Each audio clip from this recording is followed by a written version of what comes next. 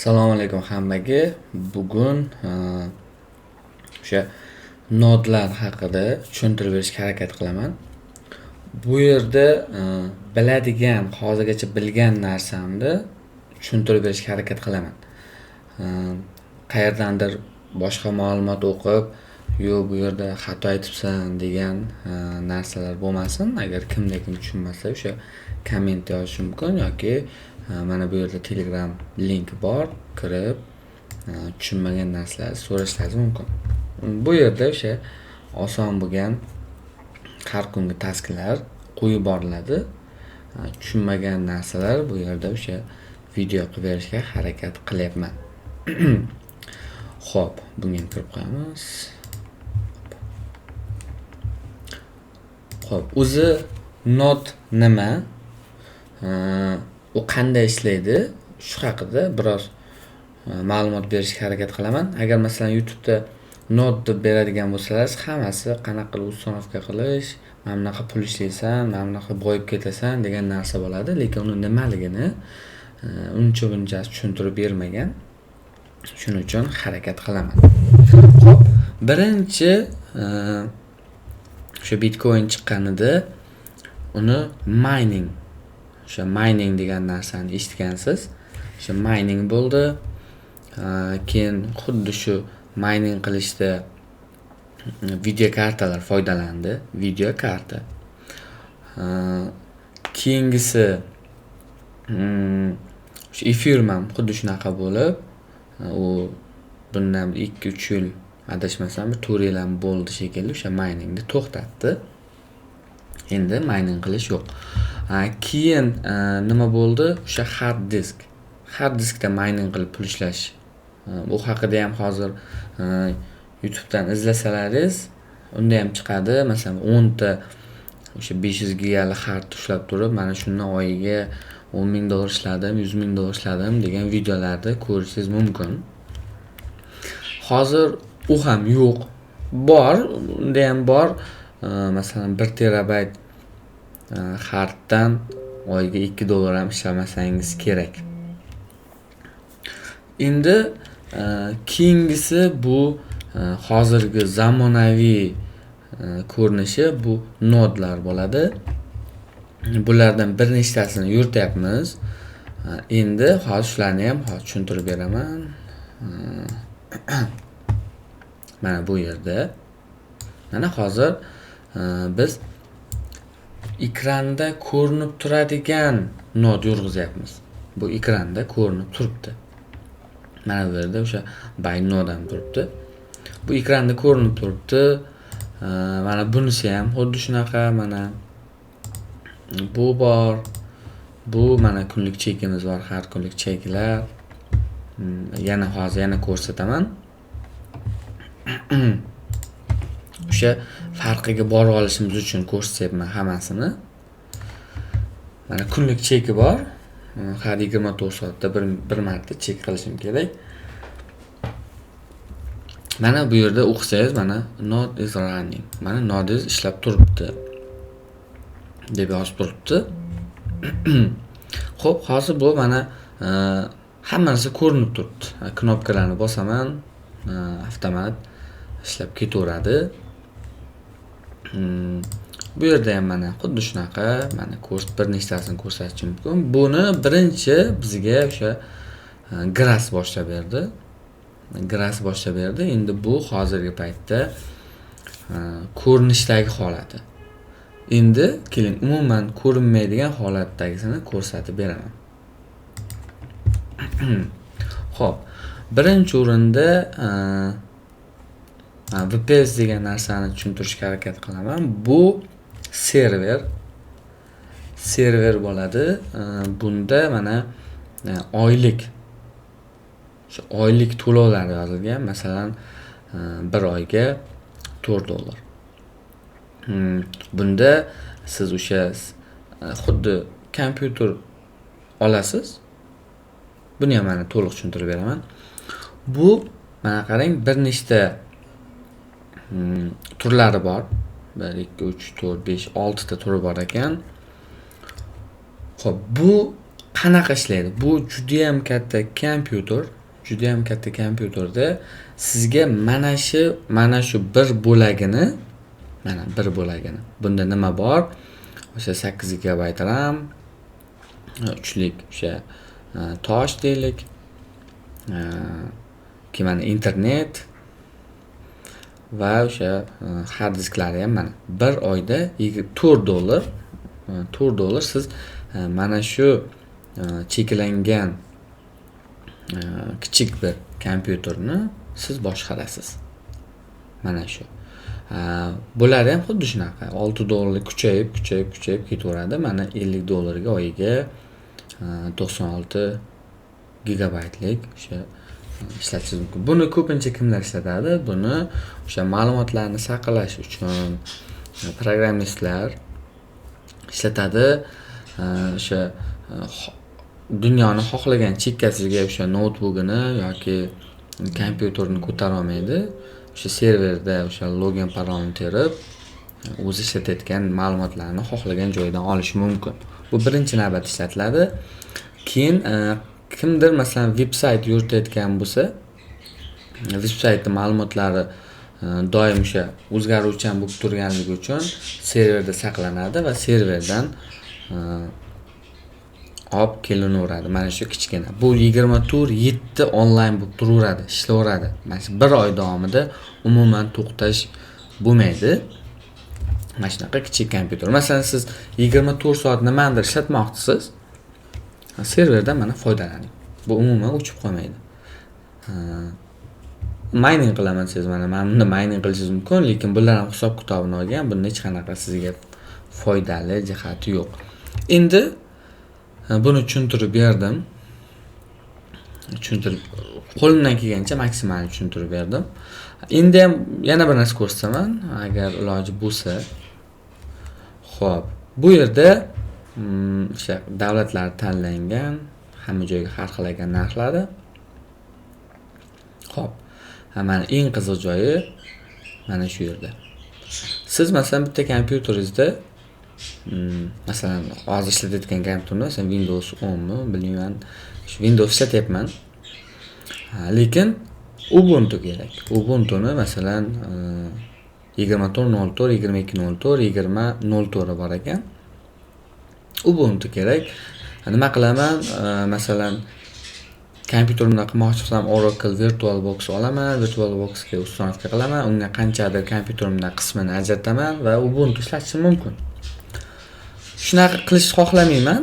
Men shuni $4 ga sotib olaman, kerakli ishimni qilaman va 1 oy ishlab turaveradi. Xohlagan versiyasini.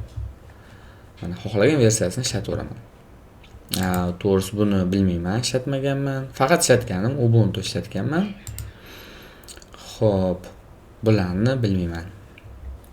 Va Windows ham bor ekan. iOS. Bularni ishlatmaganligim uchun bilmayman. Agar kimda kim biladigan bo'lsa, yozib qo'yishingiz mumkin. Mana bu yerda mana bizga kerakli bo'lgan narsalar ham bor ekan. Mana Ethereum staking node, Bitcoin node, o'sha staking qo'yib qo'yishga. Flux bularni bilmayman va buni ham bilmayman. Biladiganimni bilaman, bilmaydiganimni bilmayman deb aytaveraman. Xo'p, bizga asosan node yuritish uchun Ubuntu kerak bo'ladi va buni oylik to'lovi masalan 4, 6, 12 shunaqa. Endi nima uchun bu biz masalan node yurgizmoqchi bo'lsak $4 ga olamizmi, $6 ga olamizmi yoki $12 ga olamizmi degan savol bo'lishi mumkin. Buni o'sha node yurgizishdan oldin o'sha qaysi node bo'ladigan bo'lsa, o'shanda ma'lumotlar yozilgan bo'ladi. Endi sekin bunga ham o'tamiz. Xo'p, bu yerda bir nechta yurgizilayotgan nodlarni o'sha izladim. Bir nechtasini ko'rsataman. Xo'p. Bu GitHubni programmistlar ishlatadi. GitHub haqida xo'p. Bu yerda masalan siz programmist bo'ladigan bo'lsangiz, bu nimaligini tushuntirishim shart emas, siz buni bilasiz. Yangilar uchun Yani, masalan qanaqadir kod teryapti kimdir va kamchiligi bor. Bu yerda savol javoblar bor. Juda ham katta sayt bu GitHub. Hozir agar bu haqida ham tushuntirib ketay. Oh my god, open source. Bu yerda odamlar login parol qilmagan ekanman. Bu yerda odamlar masalan nimadir yaratadi. Programmistlar nimadir yaratadi-da, shu yerda o'zlarini kodini joylashtiradi. Mana shu narsani foydalandim. Agar kimga kerak bo'lsa, foydalanishi mumkin. Masalan, Telegramda ham hamma qismi emas, qanchadir bir kichik qism kodlari bu yerda bor. Siz o'shani olib, hammasini noldan ishlatmaysiz-da, siz o'shani olib foydalanishingiz mumkin. Hamma o'sha programmistlar o'zlarining kodlarini qo'yib, mana shu joyda foydalandim. Mana bu joyda xatolik bo'ldi. O'sha bir-biriga yordam beradigan juda ham katta sahifa. Adashmasam bu yerda Bitcoin'da ham o'sha source'lari, ma'lumotlari bo'lishi kerak. Bitcoin haqida ma'lumotlar bor ekan. Bu yerda mana hamma o'sha ma'lumotlarni siz topishingiz mumkin. Python, C++ ketaveradi. O'zim programmist emasman, shuning uchun bu yerda to'liq ma'lumotlarni bilmayman. Xo'p, endi ana GitHub haqida ham kichkinagina tushuntirishga harakat qildim. Xo'p, endi bu yerda mana Dria degan o'sha nodni yurg'izish kodlari ekan. Siz o'sha serverda olasiz. Serverda mana o'sha hamma ma'lumotlar sekin-sekin ketaveradi bu yerda. Sizga nimalar kerakligi, nimalarni yozishingiz kerak. Bunda kamroq ekan, keyinsiga o'taman. Mana o'sha Aztec $119 million investitsiya olgan. Bu haqida bu yerda ham ma'lumot bor. Buni keyinroq tushuntiraman. Siz o'sha nod yurg'izmoqchisiz. Mana bu yerda sizga qanaqa server yoki hozir bir minut ketib qoldi.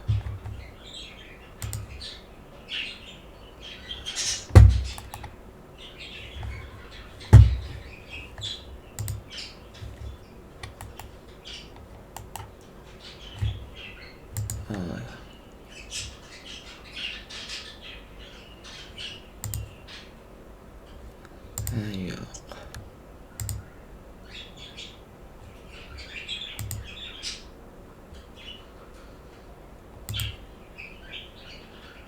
Uzr, bosilib ketdi. Mana o'sha Aztec'ni bizga nimalar kerak bo'lgani bu yerda bor. Masalan, 8 GB o'sha tosh, mana 16 GB RAM, 1 TB o'sha hard disk. Endi biz olmoqchi bo'lgan saytimizda nima ekan bu yerda? 8 GB 16 1. 8 bizga mana oyiga $12. Xo'p. Oyiga 8 24 2 GB ekan bu.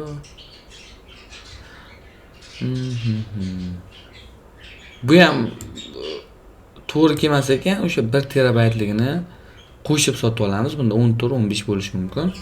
Mana shu to'g'ri kelar ekan. Mana shu serverni sotib olib, biz o'sha Aztec'ni yurg'izishimiz mumkin ekan. Bu yerda nimalar bo'ladi? Mana o'sha server olasiz. Boya sizga ko'rsatganimdek. Xo'p. Mana bu yerda mana ekran ko'rinib turmaydi u yerda. Qop-qora ekranda siz o'sha mana shu kodlarni terib, mana siz birinchi nima qilar ekansiz? GitHubdan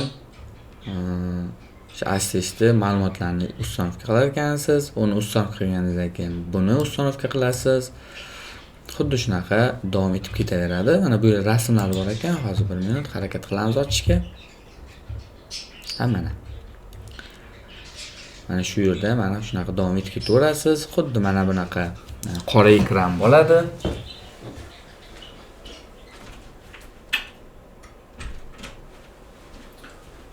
O'sha serverda qora ekranda xuddi shunaqa boshqarib ketaveramiz.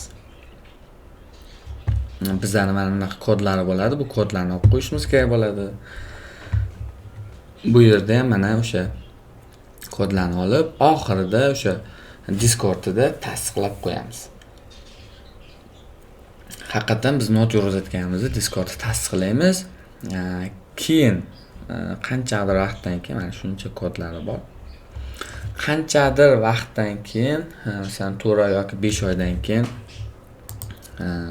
o'sha stage airdrop tarqatadigan bo'lsa, not yurg'izadiganlarga tarqatadi. Endi testnet ham bo'lyapti deylik. Testnet va not. Testnetsiz haftasida 2-3 marta o'sha test token olishingiz kerak. Swap, bridge, stake o'sha tasklarni bajaradigan bo'lsangiz, not yurg'izadigan bo'lsangiz, hech narsa qilmaysiz. Shu not yurg'izasiz, bo'ldi. Endi bu qanchadir vaqtda, masalan 1 oy yoki 2 oy deb обновленияsi chiqadi, yangi turi. Siz hamma ma'lumotlarni qaytadan kiritmaysiz. Sizga bir mana shuncha qismini yangila deydi. O'sha serverni ochasiz, mana shuni kopiya qilib, o'sha serverda yangilab qo'yishingiz kerak bo'ladi. Mana shu narsa not yurg'izish bo'ladi. Endi yana bittasini ko'rsataman. Bu eski shekilli. Xo'p. Mana bu yerda mana 16 GB kerak ekan.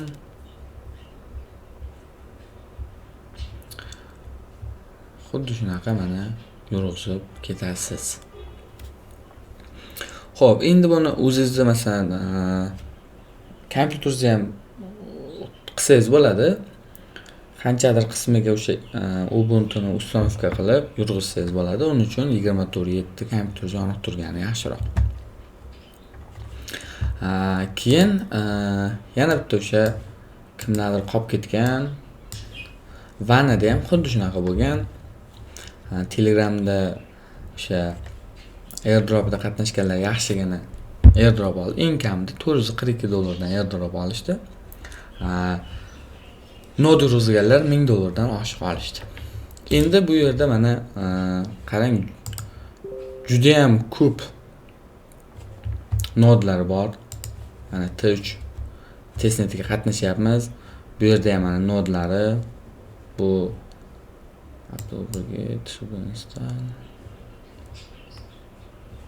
faqat shu bo'lishi mumkin.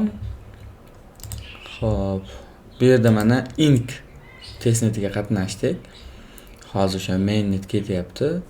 Tez orada bu ham airdrop tarqatish kerak. Mana bu yerda ham mana o'sha nodlari. Pelda ham testnetiga qatnashuvdim, unaqa yaxshi airdrop bermadi. Nodda endi kimga qanaqa bergan bilmayman. Mana nod yurg'izganlar. Xuddi shunaqa juda ham ko'p o'sha nod yurg'izaman desangiz, nod nima uchun ishlatiladi? Masalan, testnetda qatnashyapsiz.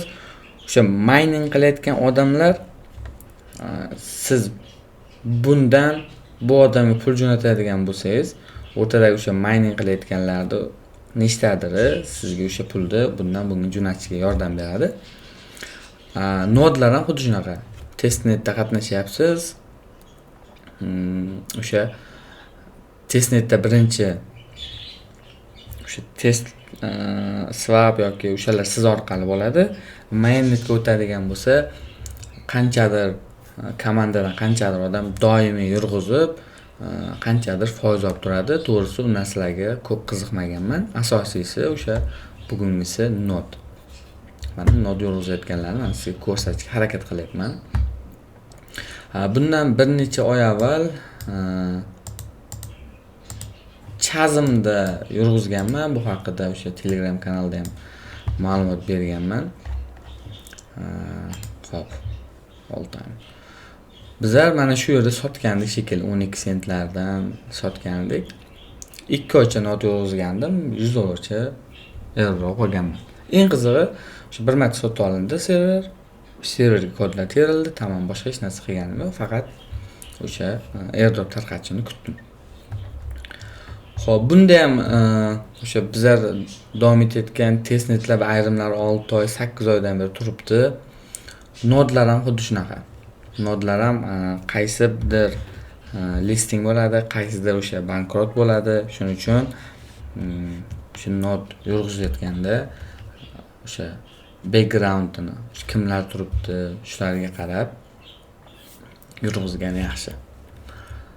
Xo'p, endi mana bu yerda ham qarasangiz bir nechta shu nodlar bor. Biz o'sha layer regionni qatnashdik. Pipe mana hali o'lmabdi, Pipe network ham turibdi. Nexus mana Sonium, Unichain, mana Blaze biz mana ekrandagisini yurg'izib olyapmiz. Bu o'sha orqa fonda ham yurg'izsa bo'ladigan qismi. Endi siz o'sha buni ko'rsatganimda sababi masalan qaysi serverda yurg'izmoqchisiz, siz sotib olib kod terishlarini bilmaysiz. Siz o'rningizga mana shu EasyNode komandasi siz o'rningizdan yurg'izib beradi. Ertaga o'sha foyda bo'ladigan bo'lsa, sizni o'sha walletingizga tashlab beradi. Agar foyda bo'lmaydigan bo'lsa, bu sizga minus bo'ladi. Ko'plar chunki o'zlari yurg'izsa bo'lmaydimi deb, bular o'zlari yurg'izadi ham. Bu yerdan o'sha oyma-oy qanchadir komandaga pul yig'ib boradigan sahifasi desak ham bo'ladi. Endi siz mana bunaqa kodlar terishni bilmaysiz, siz o'rningizda bular qilib beradi va oyiga mana hammasi har xil. Masalan, Blaze oyiga $13 ekan. Direkt oyiga $14 dan boshlanar ekan. Mana bular o'zi sotib bo'linibdi. Mana shunaqa yurg'izib boradi. Xo'p, endi men tushuntirsam. Buni o'sha sen demida. Mana bu yerda ham kimlardir yurg'izadi. Ayniqsa hindlar. To'g'risi bilmayman. Qanaqa qilib yurg'izishdi. Keyin masalan Mac'da ham yurg'izishadi. Uni ham bilmayman. Bilgan narsalarni mana sizga node haqida tushuntirib berishga harakat qilyapman. Mana video ham 23 minutdan o'tib ketibdi. Kimda kim tushunmasa yoki shu haqida to'liqroq ma'lumot bo'lsa, Telegram kanaliga kiring, ma'lumotlar bering, ma'lumotlarni boshqalar bilan bo'lishing. Hammaga omad. Airdroplarga sabrli bo'lib qatnashamiz. Keyinchalik o'sha o'zimizga yarasha qanchadir qism airdroplarni olishga harakat qilamiz. Hammaga omad.